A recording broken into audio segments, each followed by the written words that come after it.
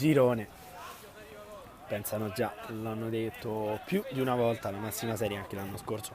Si sono avvicinati tantissimo alla Serie A, sono arrivati fino alla finale. Lotti qui, scambia con Vicini, cerca il sinistro, ribattuto Bettinelli con il sinistro, si accende il numero 9, non trova però il bersaglio grosso.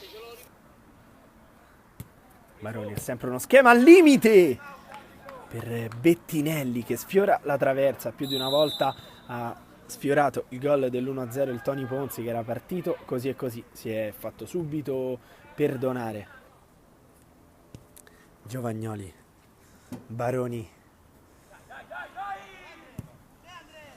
calibra dentro la sponda per Bettinelli che si coordina, la spara alta, l'occasione del 2-0 del Tony Ponzi.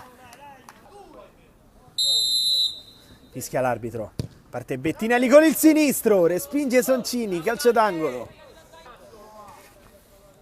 Parte Bettinelli, pallone che è ad uscire per Baroni che rientra sul destro, ha fatto male poco fa, da lì poi la girata di Bettinelli, un gol bellissimo, è il raddoppio del Tony Ponzi all'ultimo minuto, è riuscito il Tony Ponzi a raddoppiare e a chiudere qui l'incontro 2-0, Bettinelli.